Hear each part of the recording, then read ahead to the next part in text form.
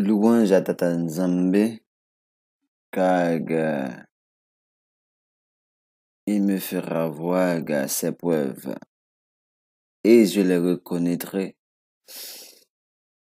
Tata Nzambe ne restera pas inattentif à tout ce que je fais. Mboteleza Ayakonda au nom de nos ancêtres depuis la terre d'origine, de Katiopa à Tarana, Amérique, de Congo à Haïti, d'est en ouest, du nord au sud, de Katiopa de l'Europe, de l'Asie, de l'Océanie. Mboteleza Ayakonda, c'est votre frère Juan Zabakota Katiopa, dans l'émission Vérité Révélée, qui, de nouveau, est dans vos murs. Je suis dans vos murs pour vous présenter, pour continuer, disons mieux, cette aventure. L'aventure qui tourne vers un autre cap, le cap de la victoire définitive, de la victoire finale, qui consiste, qui nous permet, disons mieux même, qui nous oblige à entrer dans ce qu'on a commencé depuis 2 numéros avec l'introduction sur la spiritualité de Katiopa à Haïti. On a parlé de l'hymne, on a adressé à Tata Nzambe l'hymne d'Akhenaton. Bienvenue à vous tous et à vous toutes pour qui êtes nouveaux nouvelles sur cet espace. Merci de nous rejoindre dans ce combat qui doit éterniser notre liberté. Oui, c'est là que ça joue sur Vérité Révélée avec Juan Zabakota Katiopa, Pierre-Marie Mongerard, qui est encore debout avec vous pour éterniser ce beau travail, le travail de la liberté. Comme Dessalines l'a si bien dit dans son article 3 de la Constitution impériale, les Haïtiens sont frères que chez eux. Et l'égalité aux yeux de la loi est incontestablement reconnue. Il ne peut y exister aucun avantage, aucun titre ni récompense qu'en cas de service rendu à la liberté et à l'indépendance.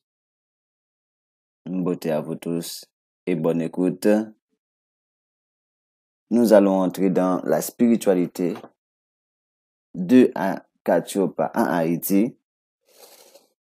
Et pour entrer dans cette phase, nous allons voir la vision Katiopa de la création. La vision nègre, la vision noire de la création. La création qu'on vous présente généralement sous un aspect folklorique à l'occidental, une vision mythologique légendaire. Nous allons entrer en profondeur, comme c'est le cas des Kamites, pour vous permettre de saisir les aspects les plus fondamentaux, les aspects clés de la création, afin d'arriver à une compréhension sublime de ce qu'est la création, à mieux saisir les facettes de la création. Et c'est de là qu'on va parler de la spiritualité africaine, de la science sacrée à la découverte de Dieu, la spiritualité de Katiopa, vision de la spiritualité de Katiopa en Haïti. Le but, comme je vous le dis, de cette série, c'est d'arriver à vous parler de Haïti en matière de spiritualité. Vous vous rappelez, donc, j'avais fait comme plusieurs numéros sur la spiritualité touchant à la spiritualité haïtienne, notamment Vodou Vodog qui a été censuré vu qu'il y avait une partie où j'avais mis un petit dessin animé. Bon, ça a été censuré, j'ai dû l'enlever, mais c'est sur YouTube. Quoique ce numéro, si j'aurais à le refaire, ça aurait été tout autre chose, dans le sens beaucoup plus approfondi. Mais ce numéro est sur Facebook, sur ma page Facebook. Il y a beaucoup de choses à apprendre dedans. Mais il y avait notamment le numéro l'étymologie de la zombification qui nous ramène au nom de Tata Nzambe qu'ils ont banalisé à travers la zombification, le zombie. Ok, donc j'ai fait un numéro sur Rara, sur les fêtes comparativement dans le vaudou et la version biblique. C'était tout ça qui nous a permis de toucher un peu à la spiritualité haïtienne, ok, à la volée. Maintenant, le but de cette série, c'est d'entrer à fond, à plein pied, dans la spiritualité haïtienne, ce que vous appelez le vaudou haïtien. On va passer du vaudou du Bénin à travers la spiritualité africaine. On va passer du culte Makaya de Congo, ok, à la vaudou haïtienne. Parce que le vaudou haïtien, ok, le vaudou haïtien a ces deux grands embranchements.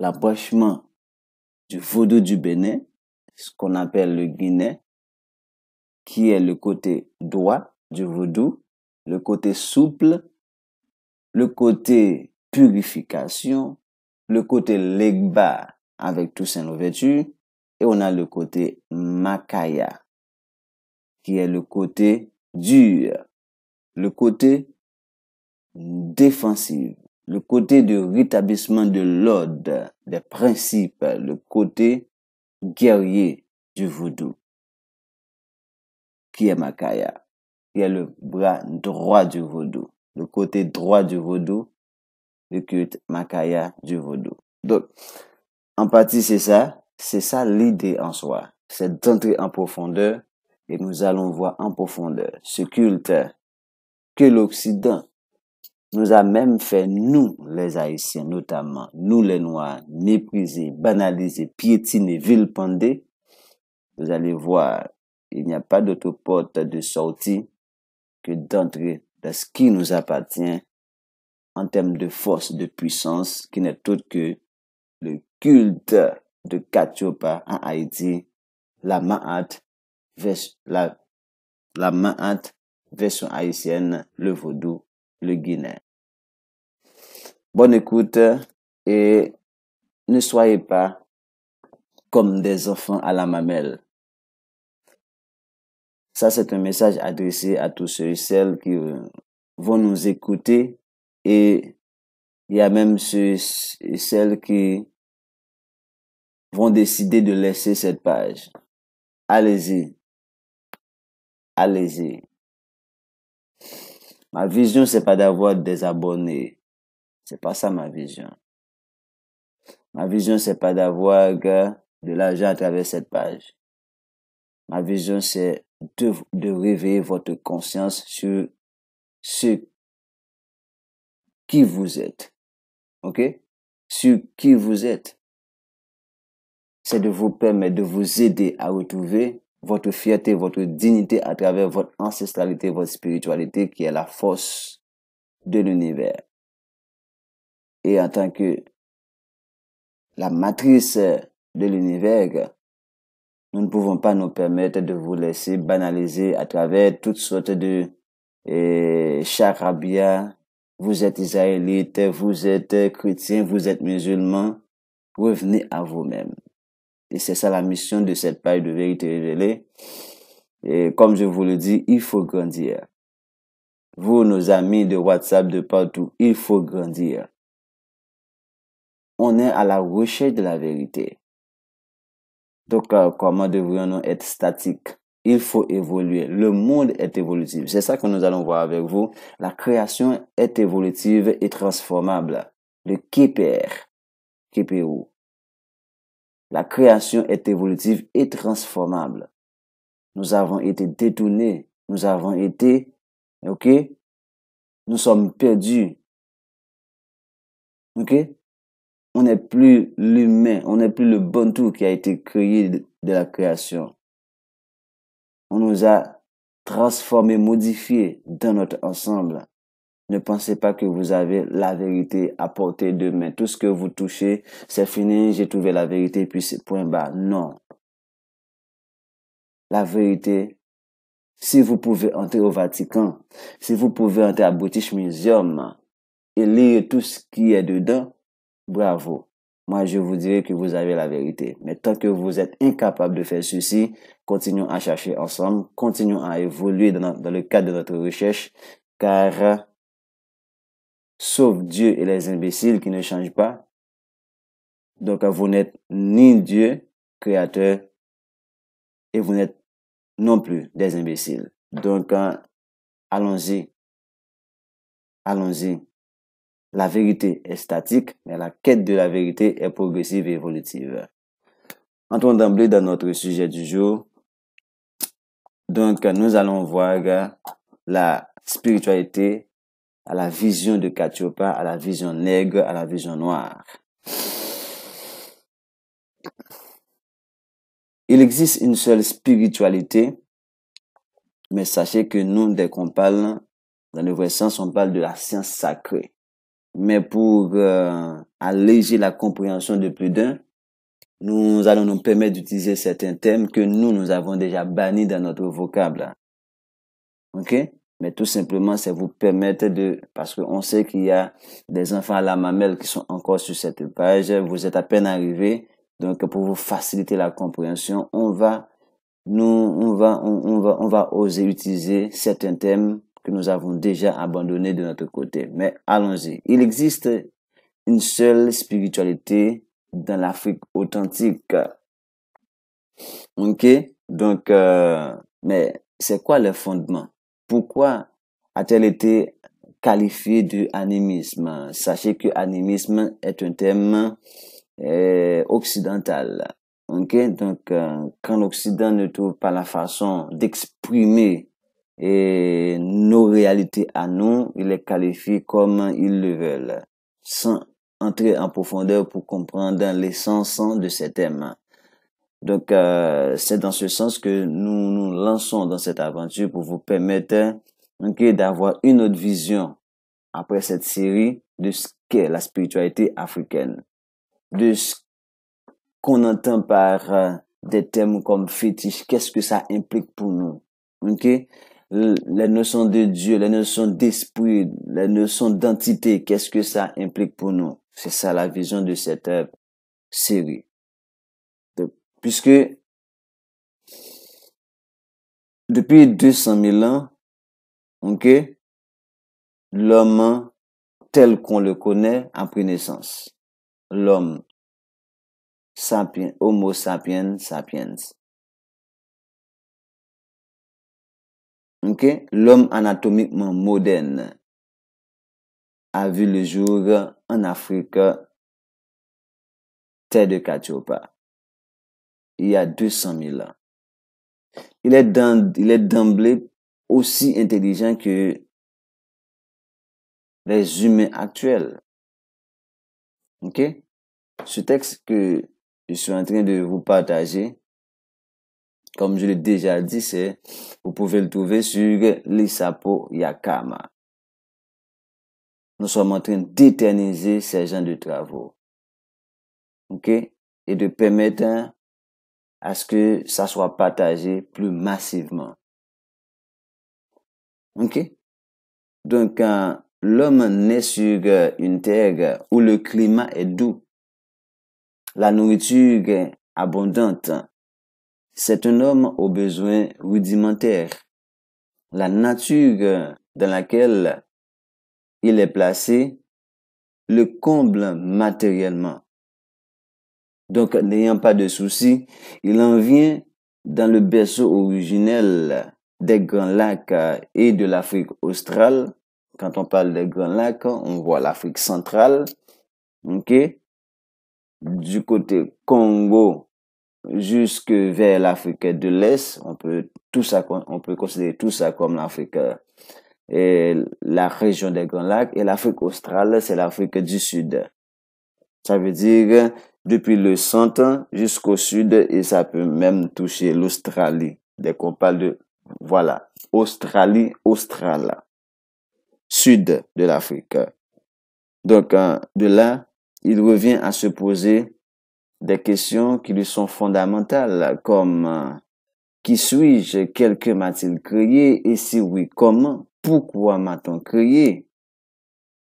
Et c'est là que ce que vous appelez de nos jours la philosophie va prendre naissance. Parce que qu'est-ce que la philosophie?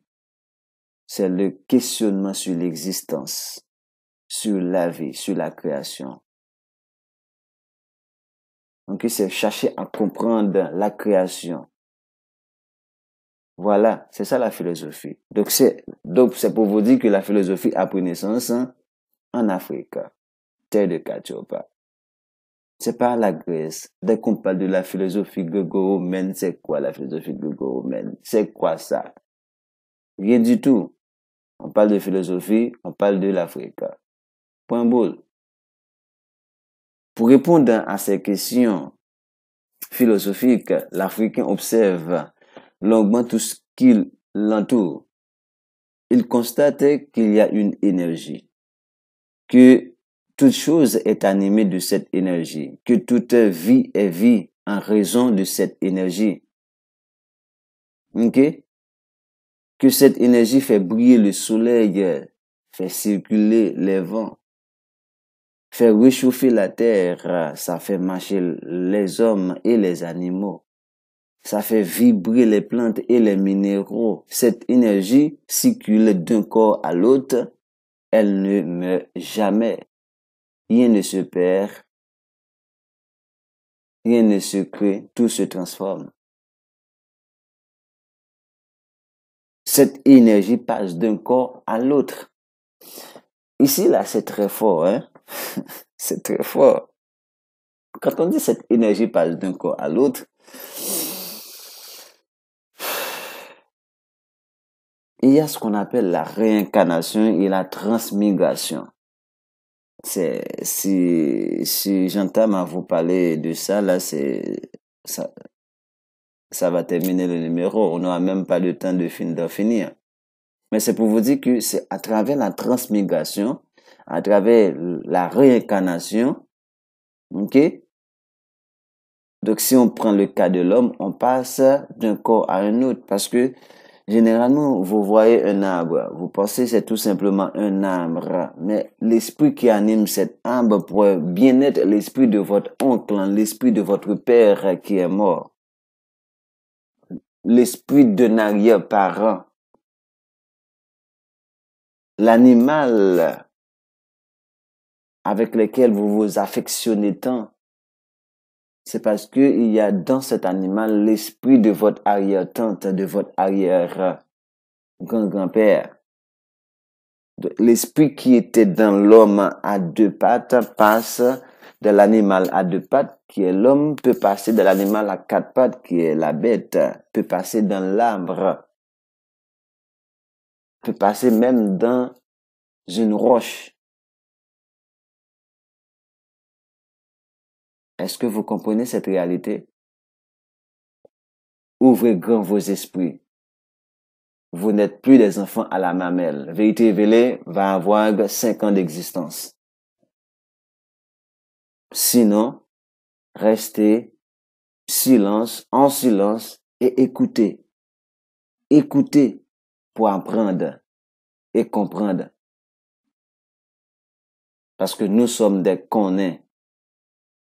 Qui peut qu'on fin connaît, cap chercher connaît. Nous sommes des connaisseurs qui cherchent à connaître et qui n'ont pas encore tout su. Ok? C'est ça le Guinée.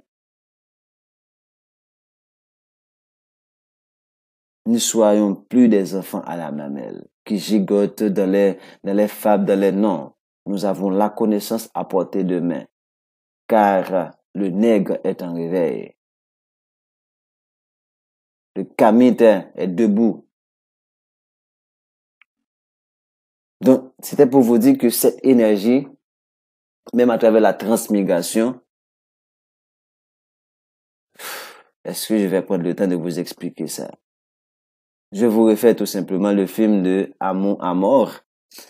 Et quand j'ai regardé ce film, ouais, ça m'a ouvert l'esprit sur plein de choses.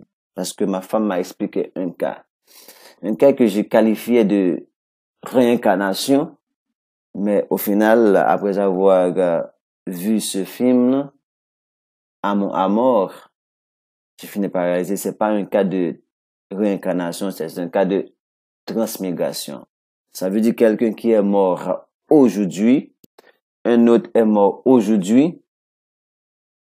L'âme, des fois, vous voyez que la personne se réveille. Mais l'âme qui se réveille dans cette personne n'est pas son âme. C'est une autre personne qui est morte et qui a transmigré dans ce corps et le réveillé.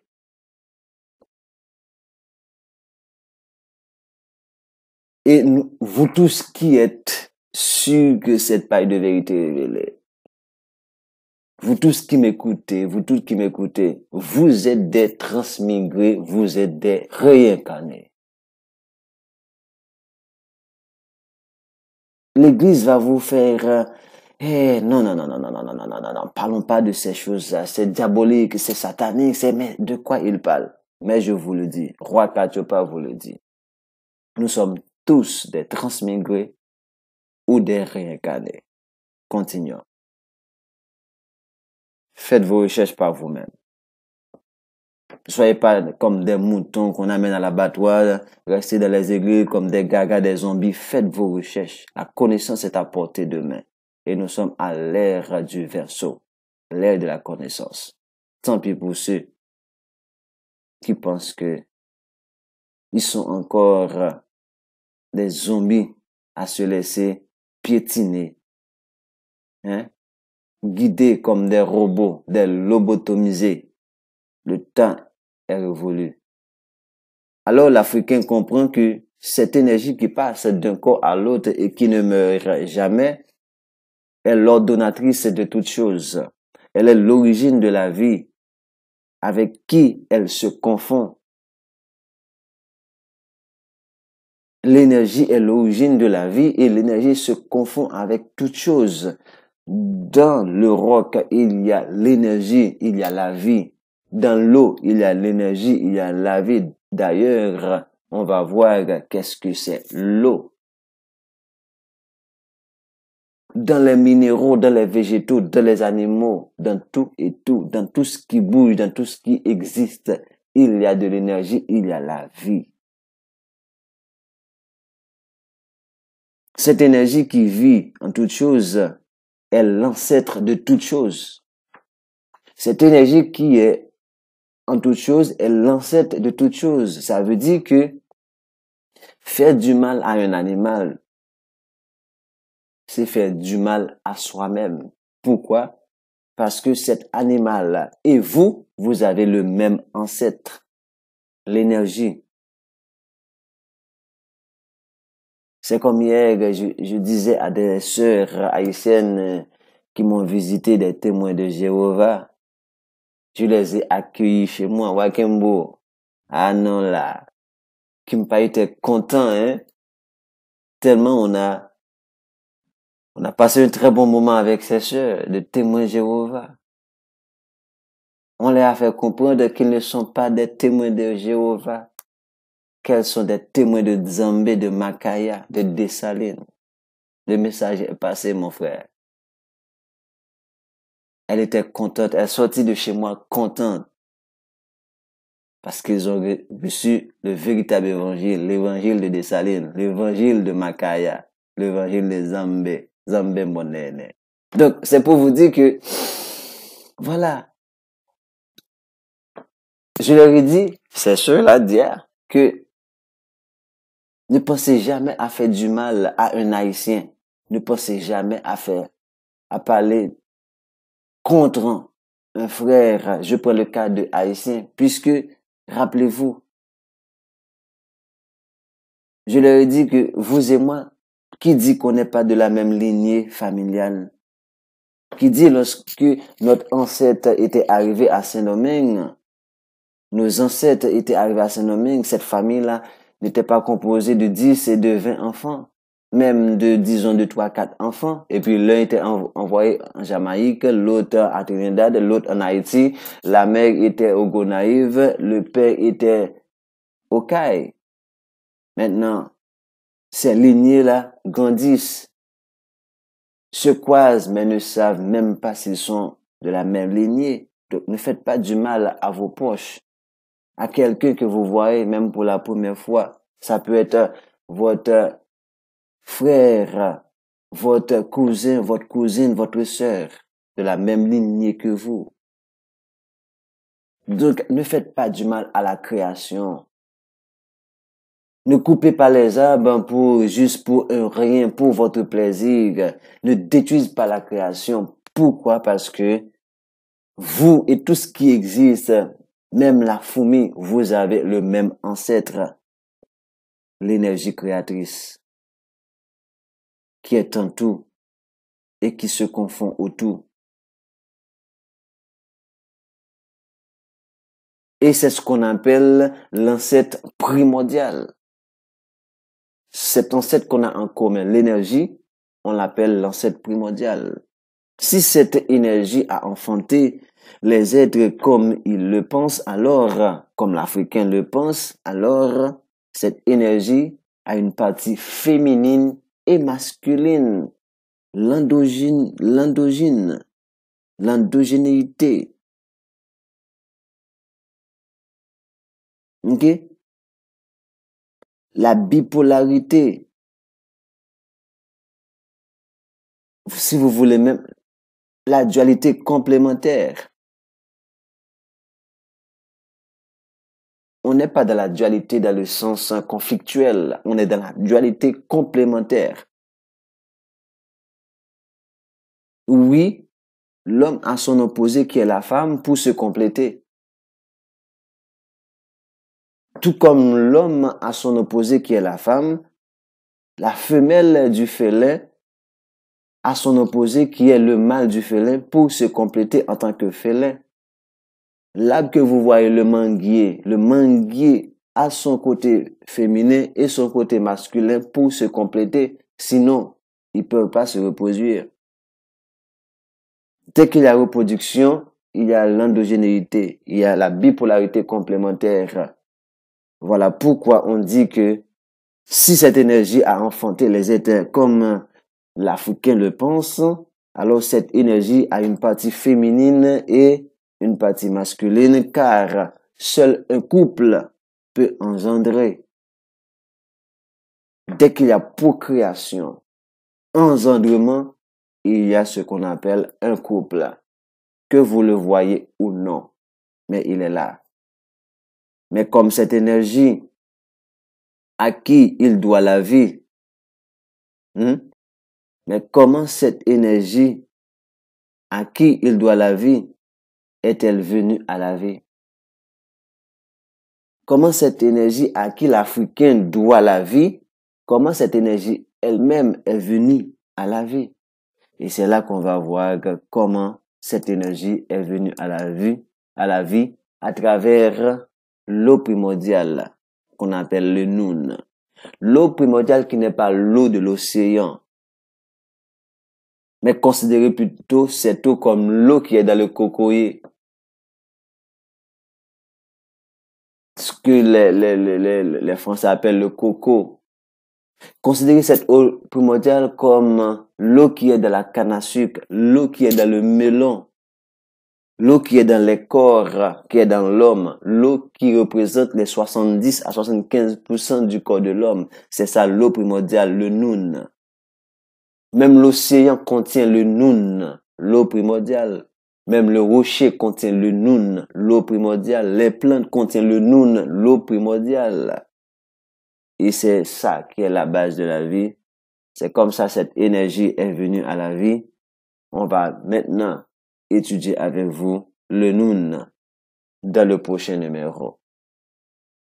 De façon à ce que les numéros ne soient pas trop longs pour pouvoir mieux vous concentrer, appréhender toutes les notions qu'on va aborder.